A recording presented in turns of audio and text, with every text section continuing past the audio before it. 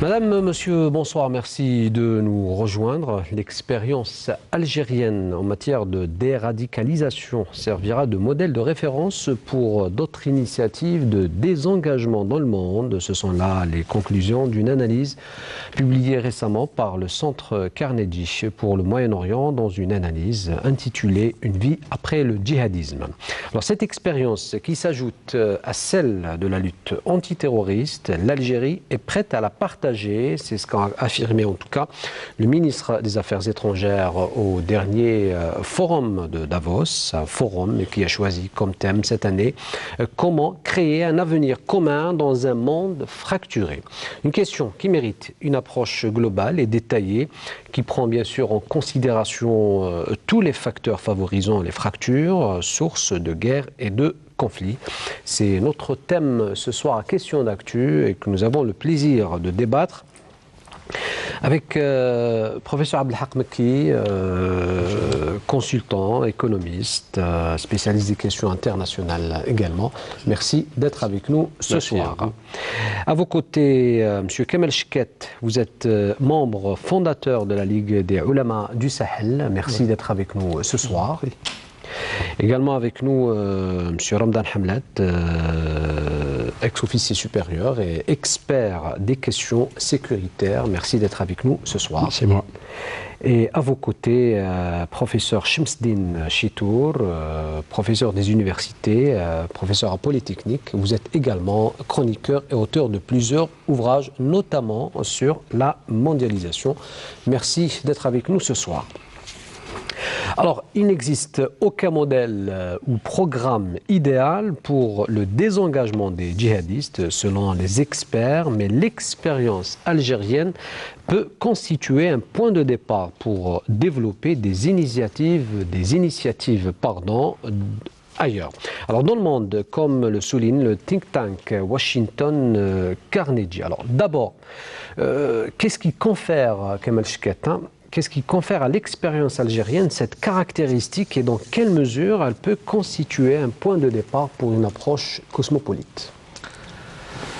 Bon, alors il y a déjà, pour pouvoir répondre à la question, il y a plusieurs préalables et nous n'en avons pas le temps. Mais bon, ce qui fait la singularité de cette expérience algérienne, c'est qu'à l'heure actuelle, nous pouvons le dire, nous sommes le seul pays où il existe un pôle sécuritaire et un pôle religieux qui travaillent conjointement concernant le contre-discours, toutes les approches qui ont été faites par les théoriciens des groupes dits extrémistes, quoique l'extrémisme reste à définir. Le djihadisme, nous n'acceptons pas ce terme parce qu'il confère beaucoup d'honneur à ces groupes-là. Mais il y a des approches qui ont été faites conjointement entre justement ce pôle religieux et le pôle sécuritaire qui ont donné des fruits qui n'existent pas ailleurs, tout simplement. Et puis, cette expérience algérienne, comme c'est l'une des premières qui a connu autant d'horreur, surtout les dernières années, il y a eu des sages de toutes parts qui ont commencé à travailler sur une résolution de la question, non pas uniquement par l'approche sécuritaire, mais aussi sur le plan, on va dire, philosophique, argumentaire, etc. Et ça a donné des fruits, tout simplement. Mais nous ne sommes pas engagés dans une logique de déradicalisation. Ce terme, je parle du moins pour la Ligue des oulémas des pays du Sahel, est un terme inacceptable dans la mesure où le cerveau, on ne peut pas le programmer, le déprogrammer ou le reprogrammer à loisir. Une fois qu'un cerveau a été touché par une quelconque méthode d'endoctrinement, aussi minime soit-elle, il y a des séquelles indélébiles qui vont s'incruster dans le cerveau, qui vont donner lieu à des variations chimiques suivant le modèle qui a été suivi. Mais si on pouvait choisir un autre terme que déradicalisation, qu'on ne trouve pas dans le dictionnaire d'ailleurs. Oui, bien sûr.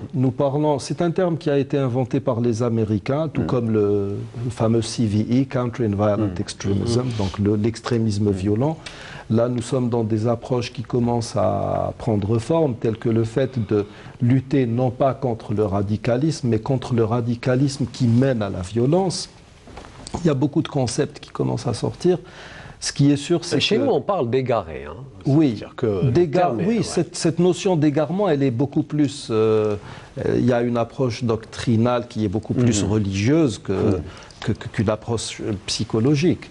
Mais là, nous sommes plein pied dans des systèmes de production de la violence qu'il faut éradiquer, tout simplement.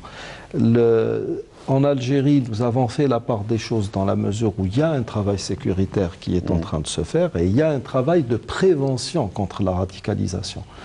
Ma foi, c'est sur ce sujet que nous sommes en train de travailler depuis bientôt 5 ans et ça commence à porter des fruits. Honnêtement, ça commence à porter des fruits. Et puis l'approche algérienne, du moins selon ma modeste expérience, quand nous faisons des formations un peu partout en Afrique, en ce qui me concerne, la dernière s'est faite à Accra, au Ghana, avec le CAERT, le Centre africain d'études et de recherche sur le terrorisme. Quand vous commencez à parler des concepts, à parler d'approches, etc., on se rend compte que beaucoup de pays qui subissent le phénomène actuellement sont vraiment à côté de la plaque. Ils sont en porte-à-faux par rapport à des réalités que nous avons quand même pu analyser, décrypter ici en Algérie. C'est pour ça qu'il y a cette expérience qui a ses singularités. Alors, professeur Mekki, l'islam radical aujourd'hui, contrairement il y a quelques années, ne touche pas uniquement les pays musulmans, où il a pris naissance d'ailleurs, mais touche également des pays européens, de tout l'Occident. On souffre à l'instar des autres pays du monde. Donc il y a un problème peut-être de terminologie entre radicalisation, déradicalisation. Quel est le terme approprié d'après vous? Écoutez, vous faites bien de poser cette question parce que pour moi, cette notion de radicalisme, elle est en porte-à-faux par rapport à la situation elle-même. Politique sur le plan mondial et sur le plan même local. J'aimerais juste rappeler sur le plan conceptuel.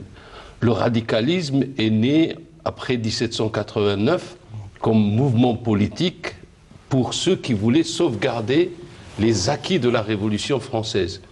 Et puis il s'est développé avec tous ceux qui voulaient défendre les principes des droits de l'homme et de la démocratie, et puis après la laïcité. Donc sur le plan de son inscription politique, elle est claire. C'est-à-dire qu'aujourd'hui, on peut avoir un mouvement politique qui peut se réclamer du radicalisme politique, mais qu'il s'agit simplement de défendre les libertés, la démocratie et les droits de l'homme. Mais ceci dit, donc pour moi, cette question déjà de radicalisme est une question qui affaiblit en tous les cas l'abord du thème global en ce qui concerne le religieux. Sur le plan du religieux, on a un concept qui est clair, c'est l'intégrisme. Donc pourquoi on est passé de l'intégrisme au radicalisme? Moi je pense qu'effectivement il y a aujourd'hui une faiblesse d'esprit pour comprendre les réalités et donc ne pas confondre entre l'intégrisme islamique et l'intégrisme catholique ou chrétien, etc., etc. Mais le grand problème, c'est que les pays du tiers-monde adoptent sans critique forcée et profonde les concepts parce qu'ils viennent de l'Occident et donc nous parlons de déradicalisation en même temps. C'est un non-sens. Comme le disait Oustad Chikel, effectivement, on ne peut pas déprogrammer un esprit. Il y a un précédent dans l'islam qu'on n'a jamais appelé ni intégrisme, ni radicalisme, qui est les mouvements qui se sont manifestés en dehors de l'islam, si je puis dire, officiel, c'est-à-dire celui du Khulafa, par les chiismes, tous les schismes confondus. Donc il faut rechercher d'abord un concept propre. Maintenant, c'est cela qui va différencier le radicalisme, si je l'utilise entre guillemets, qui peut exister dans un pays musulman et celui qui peut exister à l'étranger. Et c'est là toute la différence. Voilà, et c'est là toute la différence parce qu'en fait, les forces souterraines ne sont pas les mêmes. Quand vous êtes dans un pays musulman, vous pouvez avoir une option d'être chiite dans un pays sunnite. vous pouvez être, évidemment, par rapport à la majorité, comme un radical qui défend le chiisme dans cette société-là. Le gros problème, c'est qu'aujourd'hui, on est en train de confondre. Et c'est là où je me pose sur la question, est-ce que le modèle algérien est transposable partout et sans discussion? Et est-ce que le modèle de la déradicalisation en Occident est transposable également dans des pays musulmans? Mais c'est un think tank américain qui le dit. Oui, mais les think tanks, ils disent beaucoup de choses et parfois, ça n'est pas juste non plus. C'est pas la science infuse. La vraie science reste au niveau de l'université. En dehors de ça, on sait qu'on fait de la politique dans tous les think tanks. D'accord? Pour moi, le fondement même, c'est qu'il faut chercher les causes essentielles. Est-ce qu'il y a, dans ce qui s'est passé dans la réalité de notre pays dans les années 90, est-ce qu'il y a les mêmes phénomènes qui se retrouvent aujourd'hui en Occident? Par certains côtés, on peut dire oui, il y a des similitudes. Sociologiquement, économiquement, culturellement, il y a des similitudes. D'accord? Mais les traitements ne sont pas les mêmes. C'est-à-dire, par exemple, la réconciliation que nous avons faite, c'est celle qui est la plus proche, en tous les cas, de la doctrine islamique. Oui. D'accord? Donc, d'après vous, on ne peut pas la transposer voilà, dans un pays de culture différente. Exactement. Et je pense qu'on va trop vite en allant vers le monde et en disant, bon, notre situation est transposable même chez vous. Et je rappelle qu'il n'y a aucun modèle ou programme idéal. C'est ça. Alors, professeur Chitour.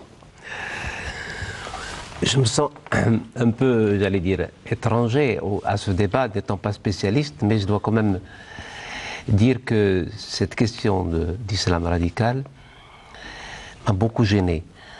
En ce sens que, tout à l'heure, vous disiez, le mot radical est utilisé dans un autre contexte.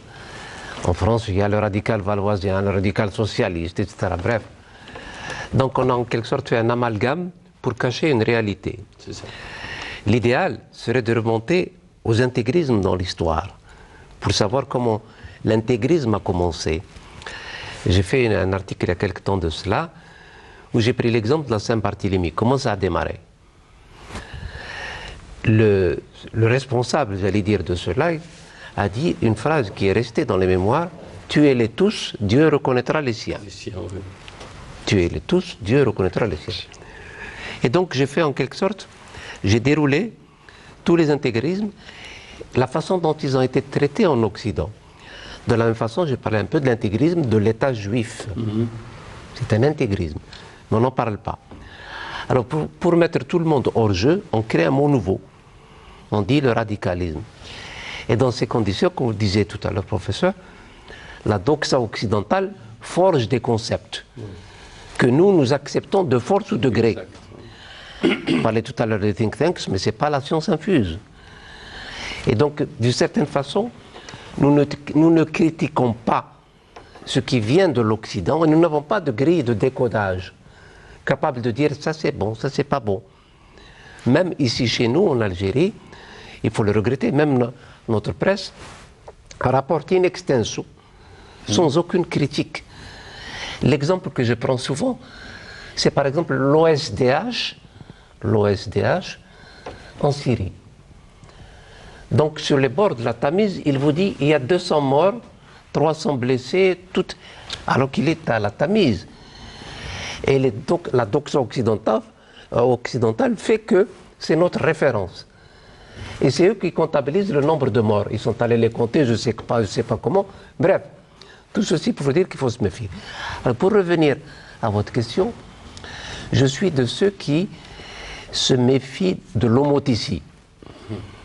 Le radicalisme algérien n'a rien à voir avec le radicalisme ailleurs. Donc, prendre l'expérience algérienne stricto sensu, ça ne marchera pas. Pourquoi? Parce que dans les pays occidentaux, la part de l'islam, elle est marginale dans la société en elle-même. C'est en quelque sorte un artefact pour eux. Bon, il est nocif, parce que la vision de l'homme en Occident n'a rien à voir avec la vision chez nous, par exemple, quand on meurt, c'est par centaines. Et en Occident, quand il y a une personne qui meurt, le problème est différent. Donc je ne peux pas penser qu'on puisse transposer sans accommodation le modèle algérien à des modèles occidentaux. Peut-être qu'on ne transpose pas comme ça intégralement, oui. Mais l'une des principales caractéristiques de la politique algérienne de déradicalisation consiste à la suppression des facteurs pouvant engendrer la marginalisation ou alimenter l'extrémisme et la violence dans la société. Chaque société a ses caractéristiques, pas pour autant exposer ou exporter carrément le modèle algérien. Mais c'est l'idée elle-même. L'idée elle-même, elle est bonne. Mais les réponses sont différentes. On peut avoir la même question, le même questionnement en Algérie. Pourquoi quelqu'un du jour au lendemain décide de grimper au maquis? Pourquoi? Qu'est-ce qui se passe? Sociologiquement, il y a un problème. Bon, est-ce qu'en Europe, on pose la même question? Pourquoi et quelle est l'origine de ces gens qui vont combattre en Syrie? Et pour quelles raisons ils le font? Est-ce qu'ils se posent des questions? Il y a une analogie, c'est les gens des cités perdues. Bon, mais quand vous voyez comment ça s'appelle, le Premier ministre indien, Modi, donc à Davos, a dit « Je ne comprends pas qu'il y ait des gens qui socialement sont bien assis, du jour au lendemain, décident d'aller dans le terrorisme. » C'est une autre façon de voir la vie. Pourquoi? Il a tout ce qu'il faut. Socialement, il est établi. Il ne manque de rien. Ce n'est pas le cas de la majorité, en tout cas. Oui, mais ça existe. Si ça existe, ça veut dire qu'il y a un problème. Et là, c'est le problème existentiel. La part de la matière par rapport au divin, par rapport... Bref, ils sont dans un autre logiciel qui est totalement différent. Pour revenir chez nous, quels sont les critères qui vont nous permettre de, si je puis m'exprimer ainsi, déradicaliser? Je parlais tout à l'heure de l'école. L'école est l'un des facteurs qui fait que nous avons perdu une génération du fait que nous n'avons pas su éduquer et faire en sorte que l'élève, la déperdition est l'un des facteurs qui permet que les élèves montent. Quand vous mettez dehors un élève à 13 ans, qu'est-ce qu'il fait? Vous avez 500 000 élèves qui sortent de la 9e année. Qu'est-ce qu'on en fait? Donc ce sont des facteurs. Et je ne parle pas évidemment du facteur de l'emploi, du facteur de la promiscuité, le chômage, etc. Tous ces ingrédients font qu'on passe à l'acte. Mais le problème de faire revenir en sens inverse, il y a évidemment les fameuses lois, la rahma, etc. C'est bon, mais ce n'est pas suffisant. Ce n'est pas suffisant. La preuve, c'est que depuis 20 ans, on continue à parler de cela. Et on parle toujours de terrorisme résiduel. Il y a quand même un problème. Il y a des jeunes qui meurent encore. Ces jeunes-là, ils ont des parents. Ils ont des parents. Ce sont des Algériens. Il va falloir peut-être qu'on fasse preuve d'imagination pour trouver d'autres mécanismes. Professeur Chitour. Il y a une lutte qui aboutit quand même. Il y a une lutte qui aboutit. L'Algérie des années 90 n'est pas l'Algérie de 2010. On peut en parler. Oui.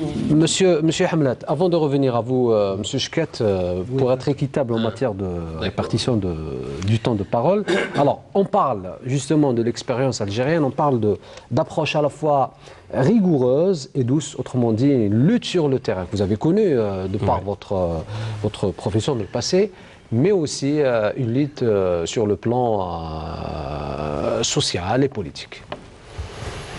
Bon, d'abord, je voudrais apporter une contribution sur la première question. Je ne suis pas spécialiste dans le domaine religieux, mais je pense que M. Chkett est là pour me corriger en cas où... Donc le mot, je pense, radicalisme ou extrémiste, ça n'existe pas dans les textes coraniques. C'est une religion de tolérance. Elle ne peut pas être quand même une religion de violence. Donc je pense que le terme qui a été choisi par l'Algérie, des éléments égarés, des jeunes égarés, je pense que c'est le mot le qualificatif le plus juste pour nous. Et c'est vrai. Il y a des jeunes qui ont rallié les groupes terroristes début 90, même à ce jour, qui n'ont aucun niveau d'instruction. Aucun niveau d'instruction. Donc, ils ne peuvent pas assimiler rapidement je ne sais pas, des textes religieux, ni comprendre le sens du mot radical ou extrémiste. Donc, ils sont montés ou ralliés les maquis pour des raisons différentes. Donc, ce n'est pas notre sujet de discuter des raisons qui ont poussé ces jeunes à rallier les groupes terroristes. Donc, pour moi, fabriquer un tueur, fabriquer un homme violent, on n'est pas forcément, c'est-à-dire on n'est pas obligé d'utiliser une idéologie quelconque ou une religion quelconque. Il suffit de l'embobiner, de l'endoctriner, de le préparer sur le plan psychologique à tuer, soit commettre un attentat, je dirais individuel, comme il peut commettre un attentat de grande envergure où plusieurs personnes seront victimes de cet acte. Maintenant, sur le plan, sur la réponse à votre question, c'est vrai que sur le terrain, je peux dire qu'on a traversé deux phases différentes, même durant les années 90. À partir de 92 jusqu'à 95, le politique a choisi une politique du tout sécuritaire. Donc nous, on était sur le terrain, subordonnés du politique, on exécutait cette politique. Une armée qui était formée pour répondre à des actions, je dirais, ennemies classiques, une armée qui était formée pour la guerre classique et non pas pour la guérilla. C'est vrai, au début, on a subi quelques pertes, surtout dans le corps de la gendarmerie et de la police, avant que les militaires s'impliquent directement, ou les unités opérationnelles s'impliquent directement à la lutte antiterroriste. Donc, c'est cette phase où on a senti que l'utilisation de la force peut régler ou résoudre le problème du terrorisme en Algérie. Ensuite, il y avait la deuxième phase, durant les années 90, c'est à partir de 95, où on a senti vraiment que la stratégie en matière de lutte antiterroriste a changé. A changé comment? Avec la loi Rahma, Clémence, où on a reçu des instructions d'aller même vers le contact direct avec les familles, avec les familles des terroristes, afin de leur expliquer qui est cette loi, de les convaincre à ce qu'ils convainquent leur progéniture à se repentir, à réintégrer la société, à revenir chez leur famille, et ainsi de suite. Donc, ensuite, il y a aussi la concorde civile qui a, je dirais, les deux lois ont eu des résultats vraiment positifs. Il y avait beaucoup de jeunes qui se sont repentis entre 1995 à 2000. Donc, en quelque sorte, même ces lois, ils nous ont aidés sur le terrain à vaincre le terrorisme. Comment? D'abord, il y a ces repentis qui ont réduit l'effectif des groupes terroristes. Donc, la réduction des groupes terroristes a obligé ces groupes à se concentrer, à se regrouper dans des surfaces un petit peu limitées, pas comme avant.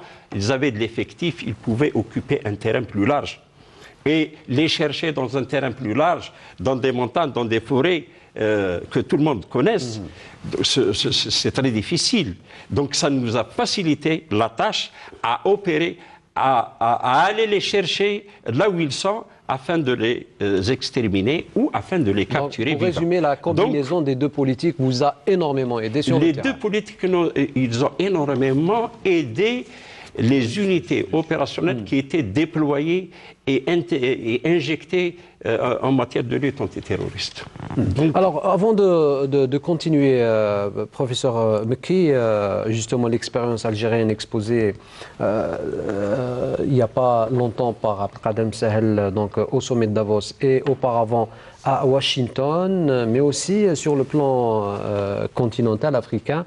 Alors, pas plus loin qu'hier, l'Algérie citée à plusieurs reprises dans le rapport du CPS pour son expérience et ses efforts dans la lutte antiterroriste, une expérience évoquée par le Premier ministre Ahmed Yahya, représentant du président Abdelaziz Bouteflika, donc au 30e sommet des chefs d'État et de gouvernement de l'Union africaine. On écoute sa déclaration et on revient juste après.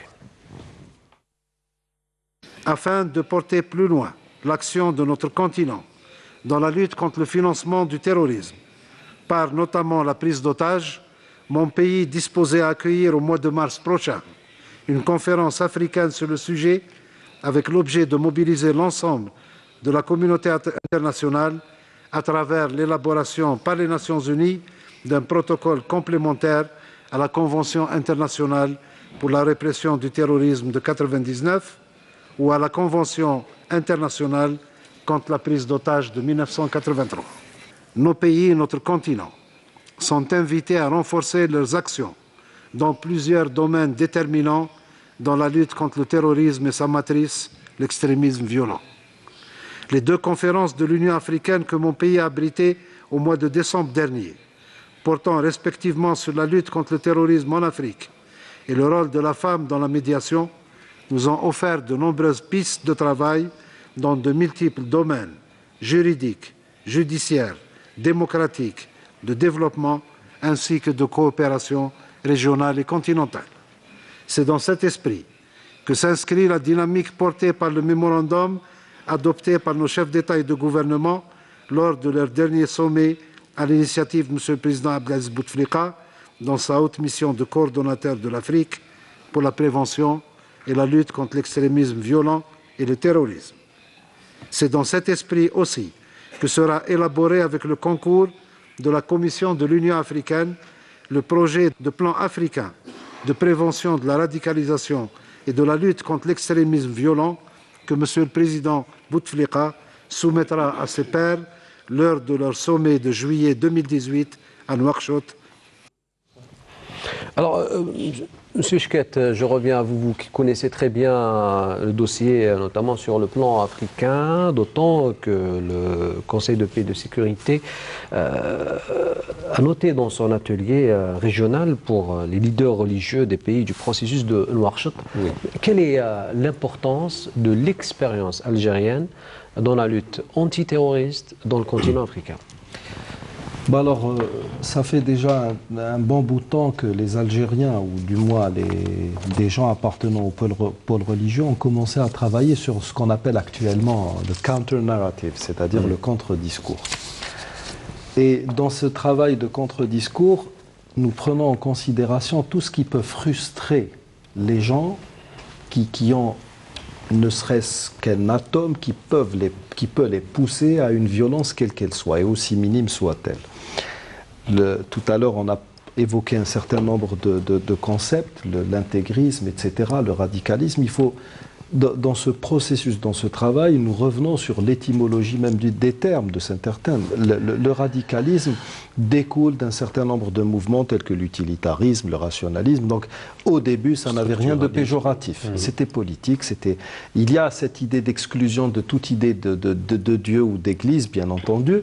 L'intégralisme, quand c'est né en France, c'était une crise au sein de l'Église catholique. Par la suite, c'est devenu l'intégrisme. Oui, non, c'était au début du XXe siècle qu'est né le terme. Le fondamentalisme est né suite à des écrits de l'Église presbytérienne à partir de 1915, Fundamentals. Et donc, il faut déjà prendre en considération cette idée qui consiste à réfléchir toujours sous le prisme occidental, sous les pesanteurs historiques de l'Europe, suite à l'Inquisition, la congrégation de la foi et j'en passe. Et donc, il y a déjà ce travail qui a été fait, parce que ce que font ces groupes dits terroristes musulmans, et là aussi, il faut revenir, le mot terrorisme en lui-même à 212 définitions officielles, nous arrivons actuellement à plus de 240, Très très difficile. Ça dépasse le nombre d'États. D'États, oui. Sur la plaque. Donc vous avez les think tanks, l'OUA, l'ONU, etc. Donc c'est vraiment, c'est très subjectif, c'est au gré des intérêts, au gré des positions, d'ordre géostratégique et j'en passe. Donc il y a ce travail de révision un peu de toutes ces dérives sémantiques. Le but est d'expliquer aux gens que nous avons une religion qui est normalement très très loin de tout cela, historiquement parlant, et tout ce que je viens de citer n'a pas de fondement historiquement parlant quand on le transpose sur l'islam. Il y a ce travail qui a été fait. Il y a aussi, depuis un certain nombre d'années, un certain nombre d'études que nous sommes en train de faire sur cette notion même de violence, parce que nous avons vécu une violence durant ce que nous avons baptisé la décennie noire. Actuellement, nous sommes dans des formes de violence qu'on pourrait même qualifier de transmission transgénérationnelle de la violence. Nous produisons des formes de violence qui n'existaient pas. Cette violence, est-ce que c'est nous-mêmes qui sommes en train de la produire ou est-ce cet effet de mondialisation qui nous pousse à la produire? Parce qu'il y a différentes formes de violence. Ou alors l'histoire. L'histoire, il y a les pesanteurs historiques, c'est vrai. Mais le problème, ce qui est bien, ce qui est intéressant dans l'expérience algérienne, et quand je parle par exemple des pays dits du processus de Nouakchott, nous sommes quand même 11 pays, nous avons une vision globale avec des visions spécifiques. Ce que nous essayons de faire comprendre, surtout aux États africains, parce que finalement, quand vous discutez de radicalisation ou d'extrémisme violent avec les Européens veulent toujours vous mettre dans un moule. C'est-à-dire, si tu dois réfléchir comme moi. GCTF, State Department, partout où vous irez, c'est le même système, c'est le même canevas et c'est la même mentalité. Nous sommes là pour vous apprendre à comment gérer tout cela, alors que ça ne fait pas du tout notre affaire. Entre Africains, on arrive quand même à mettre... La chose est un peu différente. Oui, très très différente. Les débats sont plus féconds, ils sont plus intéressants, ils sont plus profonds, dans la mesure où nous voulons trouver une solution à ce problème. L'expérience algérienne est intéressante dans la mesure où, malheureusement pour nous, elle fait office de précurseur. On aurait aimé être premier dans d'autres domaines, mais voilà, c'est notre sort. Et d'un autre côté, nous avons quand même pu éviter le pire avec des méthodes qui sont bonnes par moments, mauvaises à d'autres moments, mais qui ont fait leurs preuves. Et il y a une combinaison qui a pris forme au fil des années, qui est non pas transposable, mais qui peut aider d'autres États à faire la part des choses autant sur le plan sécuritaire que sur le plan, on va dire, philosophique. Parce que n'oubliez pas une chose. Quand vous voyez ces combattants de Daesh, de Boko Haram, il est clair que c'est des gens qui sont dénués de toute science. Abou Bakr Shkaou, c'est un clown. Le Baghdadi n'a aucune connaissance théologique. Mais derrière tout cela, nous avons recensé 2200 thèses qui sont tout aussi subtiles et puissantes les unes que les autres. Quand vous étudiez, par exemple, les écrits il y a un principe qui est né dans les années, au début des années 2000, fin 90, Idaratut Tawahhush, la gestion de l'horreur. C'est présenté d'une manière tellement subtile que ça subjugue la jeunesse. Mais derrière tout cela, nous sommes toujours en phase d'investigation. Qu'est-ce qui se passe au niveau d'Internet? Dernièrement, vous avez tous entendu parler du fameux poisson bleu.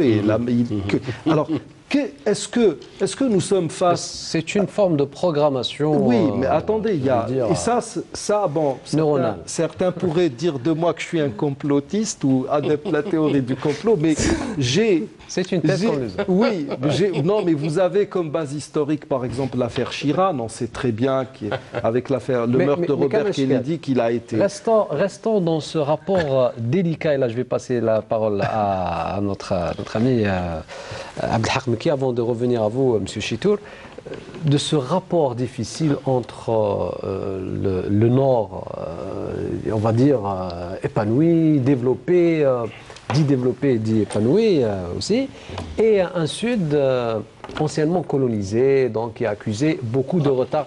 Est-ce que justement le terrorisme, l'islam radical entre autres, ne trouve pas une origine ou un socle dans ce rapport difficile? Je suis très heureux que vous me posiez la question parce qu'en fait, il s'agit d'analyser correctement la situation, pas simplement politique ou sociale, pour ce qui concerne en tous les cas l'Algérie, mais la situation mondiale. Toute cette question juste pour un rappel, le terrorisme a commencé, ou disons la manifestation d'un terrorisme idéologique, c'est Carlos, c'est les Corses, c'est les Bretons, c'est-à-dire qu'il y a action directe, c'est le terrorisme identitaire, et il y avait le terrorisme idéologique que représentait Carlos. D'accord? Cette question du terrorisme de l'islam, elle vient d'où? Elle vient du fait que la République islamique d'Iran a rendu un idéal présent sur le terrain. C'est-à-dire que les musulmans, parce qu'il faut retourner un peu à l'histoire, c'est pour ça que j'ai évoqué l'histoire quand Stetchkel parlait. Donc la question de l'histoire est importante. L'islam a joué un rôle important dans notre histoire. Dès la colonisation, l'Amir Abdelkader ne s'est pas soulevé parce qu'il avait un sentiment d'une nation. C'est l'islam qui va l'amener à conduire une bataille qui va durer des années et qui va être relayée par les Bouamama, par les Chiours, etc., jusqu'à la guerre de libération nationale en 1954, qui va trouver son fondement dans l'islam. C'est-à-dire que les musulmans ont toujours rêvé, je dis bien rêvé, pas idéalisé, rêvé, de l'existence d'une nation musulmane, ne serait-ce qu'une seule. D'accord? D'un califat. Non, non, pas le khalifa, pas le khalifa. C'est en fait l'existence sur terre d'un État islamique. La révolution iranienne va personnifier tout cela et cristalliser tout ce sentiment-là. De là, la renaissance de l'islam, c'est-à-dire de l'islam politique. Parce qu'il faut bien comprendre ça. Il y a une renaissance de l'islam politique. Il est né avant la révolution iranienne. Oui, oui, oui. Il est le résultat, entre autres, du colonialisme. Mais il était discuté entre les pairs. C'est-à-dire, à l'Azhar, peut-être, on en discutait, etc. Mohamed Abdou, on a discuté dans sa... Parce qu'on était sous le joug britannique aussi. Je vais vous dire, par exemple, il y a deux ouvrages qui sont importants, mais je pense que beaucoup de musulmans les ont lus. Ahmed Amin, Fajr al-Islam. Qu'est-ce qu'il montre? Il montre qu'en fait, et même Mohamed Harkoun, que nous avons ignoré amplement, qu'est-ce qu'il montre?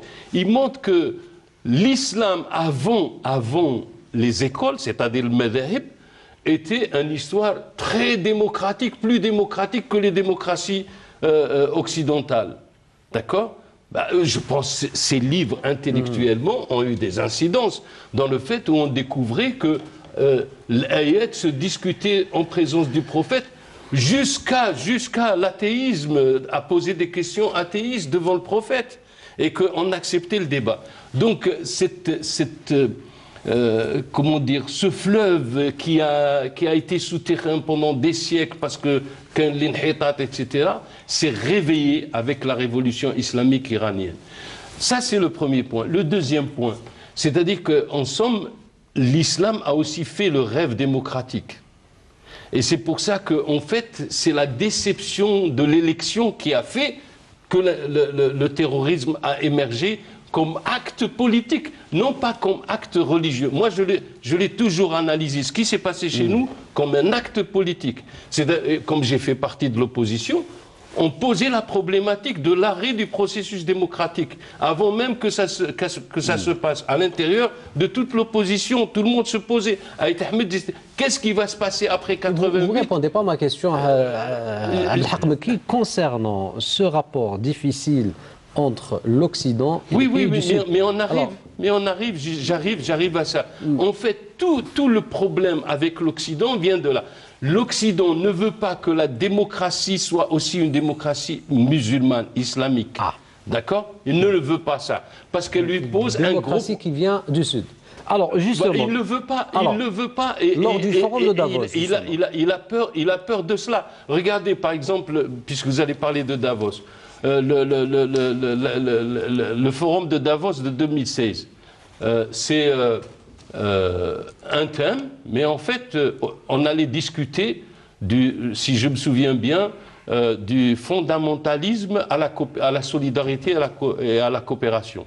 De la haine, du fondamentalisme à la coopération et à la solidarité. On n'a parlé que du prix du pétrole, à l'époque qui chutait, donc en 2015. Et justement, ce qui les intéresse... La question, c'est que l'Occident ne veut absolument pas aborder ces questions de façon à dire « Ah oui, mais il y a une démocratie qui peut être une démocratie musulmane, islamique, d'accord qui peut respecter aussi les institutions et qui peut avoir ses propres institutions. » Alors, comment créer un avenir commun dans un monde fracturé? Il y a ce concept du vivre ensemble qui a réussi en Algérie, pourquoi pas ailleurs? Très bien. Je souhaiterais simplement, avec votre permission, rebondir sur ce que vient de dire le professeur pour compléter ce que vous dites. Merci. Moi, je ne situe pas ça à la révolution iranienne. Je descends encore plus bas. J'irai même jusqu'au XIIe siècle. Oui, tout à fait. À partir du moment où on a fermé, il y a eu la clôture dogmatique dont parlait Mohamed Harkoun, à savoir qu'on s'est comme on dit. Ensuite, il y a eu Jamal Din Afghani qui a essayé sa fameuse Nahda à la fin du XIXe siècle. Ensuite, il y a eu la promesse de la Grande-Bretagne de créer un État musulman, la promesse qui ne s'est pas faite. Et là, vous avez oublié une chose, vous avez oublié une donnée, la création de l'État d'Israël avec la reconnaissance par Lord Balfour.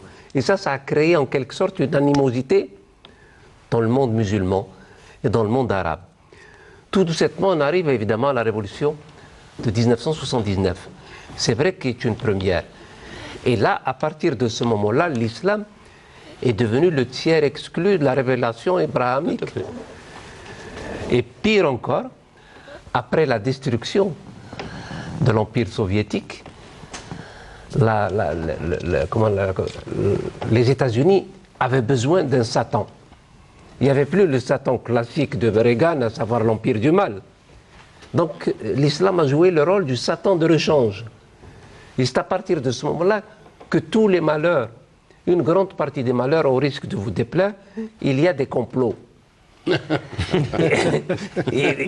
vous me aujourd'hui, professeur Chito, j'arrive dans le débat. J'arrive répondre à une question. Oui, j'arrive à votre question.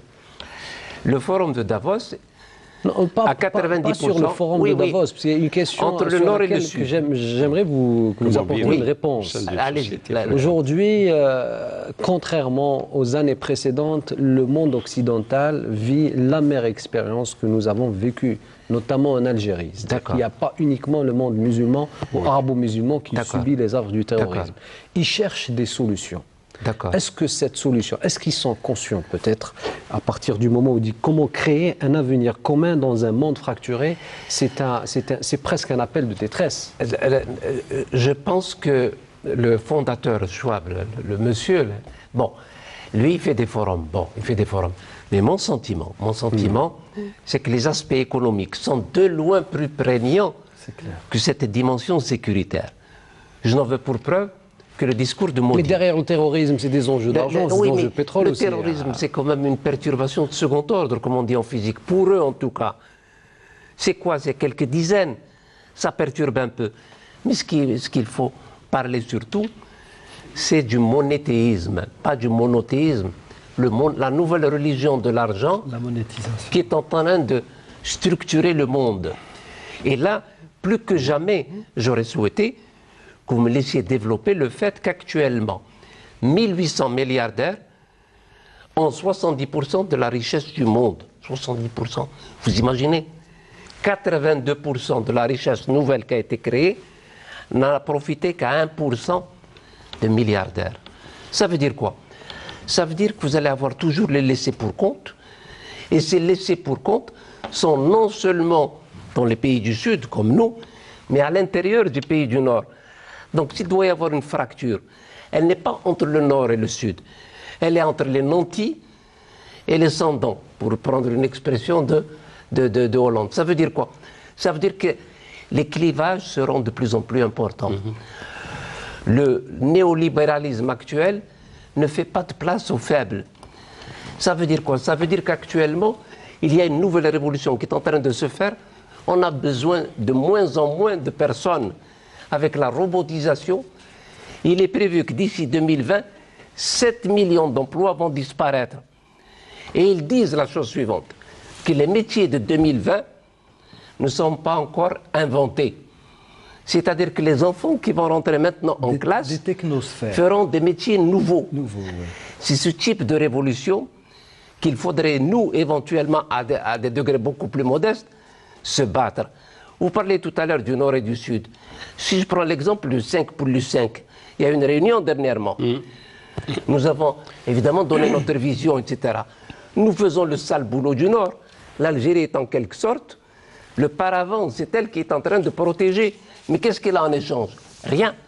Absolument. Alors qu'au forum de Davos, on aurait pu demander, c'est ce qui se passe, ce que font les autres, dire voilà, nous avons une politique, nous avons une stratégie, nous avons un cap. Si vous voulez de la stabilité, ce n'est pas simplement pour nous demander de garder nos migrants. Parce que le gros problème, c'est ça aussi, c'est un gros problème qui existe. L'Algérie se doit d'être revendicatif. Et là, dans le forum de Davos, il y a des possibilités. Et plus largement que cela, je ne pense pas que le Nord soit en quelque sorte perturbé par le terrorisme d'une façon aussi importante. Ce qui le gêne surtout, c'est les changements climatiques qui posent problème, c'est les nouvelles visions de l'économie qui sera de plus en plus, en quelque sorte, vous avez une oligarchie qui sera de plus en plus riche et vous avez des laissés pour compte. Quand, par exemple, vous prenez par exemple Belinda, comment il s'appelle, le milliardaire américain, là, le milliardaire américain, il fait un don de 4 milliards de dollars. Bill Gates. Vous savez que des manipulations de la bourse, simplement, ce n'est pas l'économie réelle. Oui. La manipulation de la bourse fait qu'on gagne des milliards de dollars. Il peut se permettre de faire une mécène. Qu'il a appelé le creative capitalisme. Oui, mais à côté de cela, je vous dis, cette fracture entre le Nord et le Sud est en train d'être plus importante, mais plus grave encore, à l'intérieur. Il faut voir le nombre de gens qui n'ont pas les moyens aux États-Unis. Vous ne pouvez pas vous imaginer le nombre de pauvres qu'il y a. C'est pour ça que je dis qu'il y a une grille de décotage. Justement, aujourd'hui, je poserai ma question peut-être différemment, peut-être vous ne m'avez pas compris. Si vous parlez du phénomène de terrorisme comme étant un problème secondaire pour ce que j'ai compris, est-ce qu'il a une solution ailleurs? Il a trouvé une solution en Algérie. Est-ce que les pays occidentaux vont trouver une solution et est-ce qu'ils peuvent, je repose la question encore une fois, s'inspirer du modèle algérien qui conjugue effort sur le terrain et politique de manière générale? Moi, je sais que par exemple en France, ils appellent ça la déradicalisation. Ils essaient de dire qu'il ne faut plus qu'il y ait de ghetto. C'est-à-dire en quelque sorte faire la mixité. C'est une solution. Et ils pensent que de cette façon-là, ils vont amoindrir. Le gros problème pour eux, le terrorisme s'est passé. Ce qui est pour eux le problème, c'est ceux qui reviennent de Syrie. Ils ont d'énormes problèmes. Est-ce qu'on doit les accueillir ou pas? Est-ce que ce sont des Français ou pas? Ils ont décidé de les liquider, en réalité. Ouais, on va les liquider. On va les liquider. Mais de mon point de vue, leur solution, ils pensent que c'est une solution, j'allais dire, sociale, économique. Ils ne posent pas le problème sous forme identitaire. À savoir que c'est religieux parce que pour eux, la République est laïque. Et la République, en théorie, elle est équidistante des religions, mais ce n'est pas le cas. Le fond rocheux européen, à juste titre, donc, les chrétiens. Si on ne règle pas le problème identitaire en Europe, on risque de rester dans le problème. Pas uniquement le problème identitaire, mais il y a plusieurs autres problèmes qui sont d'ordre socio-économique, qui sont d'ordre politique, qui sont liés directement à ce phénomène de terrorisme, surtout en Occident. Mais c'est-à-dire, maintenant, si on parle d'expérience, de l'expérience de l'Algérie dans le domaine de la lutte antiterroriste, et faire montrer qu'est-ce qu'elle a apporté de bien, quels sont les résultats que cette stratégie tracée par l'Algérie en matière de lutte antiterroriste, et est-ce que l'Occident peut bénéficier de cette expérience Je dirais oui. Nous, comme je disais tout à l'heure, on a traversé 2 périodes durant les années 90. À partir de 95, nous qui étions sur le terrain, on a senti qu'il y a une stratégie qui est tracée par le commandement, que ce soit civil et militaire. Donc cette stratégie, elle se reposait sur 2 grands axes. Le premier, c'est le maintien d'un haut niveau de mobilisation et de vigilance de tous les services de sécurité. Donc, maintien de l'ordre, la sécurité des individus et des biens. Ensuite, d'autre part, il y a une politique globale qui a été tracée où des mesures dans différents secteurs ont été prises en considération pour améliorer la situation sécuritaire. Ces mesures touchent les mesures politiques, socio-économiques, judiciaires, même à caractère religieux. Et je parle par exemple des mesures politiques. On avait les réformes institutionnelles, la levée d'état d'urgence en 2011, l'adhésion à des institutions, des instruments des droits de l'homme. Donc, et j'en passe. Donc, tout ça, sur le plan politique, par exemple, on a réussi quand même quelque chose depuis 2000 à ce jour. Sur le plan économique aussi, on a cherché les solutions du chômage, on a cherché à solutionner les problèmes des jeunes. Donc je pense que ces mesures, bon, j'ai pas toutes les mesures en tête, que ce soit sur le plan social ou économique, mais il y a cette stratégie qui est élaborée, elle est écrite noir sur blanc, donc l'Occident, je pense qu'il peut bénéficier de cette expérience de l'Algérie. Il y a la Syrie qui a voulu calquer le modèle algérien. D'ailleurs, ils ont créé un poste de ministre pour la réconciliation nationale. Ils veulent s'inspirer de l'expérience de l'Algérie en matière de la réconciliation nationale. Et la réconciliation nationale, elle a vraiment apporté ses fruits depuis 2004 à ce jour. Donc, je dirais que le modèle algérien, il peut être calqué par n'importe quel autre pays du monde. Tout dépend. Chacun a ses capacités, chacun a ses problèmes. Donc, mais ils peuvent quand même calquer ou copier quelques mesures qui vont avec la société occidentale ou avec n'importe quelle autre société, que ce soit du monde arabe ou du monde arabo-musulman. Voilà. Alors, justement, parlant de caractéristiques, tout à l'heure, M. Chkhet, vous parliez de contrer la rhétorique extrémiste.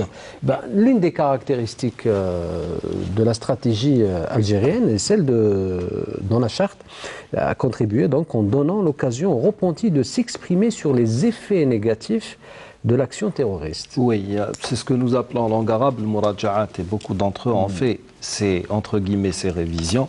Certaines ont même été publiées. Il y a des études qui sont très très intéressantes dans ce domaine. Sauf que nous nous sommes rendus compte que, vous savez, nous avons un manque terrible en termes d'études du phénomène sur le plan psychologique. Quels sont les impacts sur le cerveau de toute cette violence? Il y a des zones du cerveau qui sont affectées ou altérées, la zone de Broca, l'hypothalamus. Et quels sont les breaking points, les points de non-retour quand vous êtes engagé dans un processus de violence? C'est à partir de là que ce que nous voyons actuellement, c'est que il faut faire la part des choses entre le travail sécuritaire, parce que vous avez des gens qui, dès lors où ils sont engagés dans ce domaine, rien ne peut les faire revenir en arrière. D'ailleurs, même cette idée de repenti ici en Algérie, elle est un peu à revoir, parce que beaucoup d'entre eux vous diront que j'ai privilégié l'intérêt national à mes propres intérêts, donc je suis revenu parce que je pensais à l'Algérie, tout comme vous. Et il y en a d'autres qui vous disent je suis repenti, mais qui ne l'acceptent pas au fond d'eux-mêmes, et qui sont toujours des vecteurs de radicalisation au sein de certaines mosquées ou dans des quartiers dits populaires, quoique le phénomène touche toutes les couches sociales. Donc, ce travail de contre-discours, il est très très bon dans la mesure où il peut vous aider à prévenir la radicalisation. Encore faut-il qu'il y ait ce triptyque qui existait avant, la famille, l'école et la mosquée, qui joue son rôle pleinement. Or, nous avons des dysfonctionnements ou des manques à ces trois niveaux. Merci Kamal Chikhet. Malheureusement, on arrive au terme de cette émission. Nous avons dépassé largement le temps qui nous est imparti. Alors Abdelhak Mekki, merci donc d'avoir participé à cette émission. Je rappelle, vous êtes consultant, économiste, expert des questions internationales. Merci à vous également, Kamal Chikhet, membre fondateur de la Ligue des Ulama du Sahel. Merci à vous également, professeur Chemseddine Chitour, polytechnicien. Vous êtes auteur de plusieurs livres, notamment un livre sur la mondialisation. Et merci à vous également, monsieur Ramdan Hamlat. Vous êtes donc expert des questions sécuritaires, officier supérieur à la retraite. Madame, Monsieur, merci de nous avoir suivis. En espérant vous retrouver la semaine prochaine pour un nouveau numéro de questions d'actu. Je vous dis au revoir et bonsoir.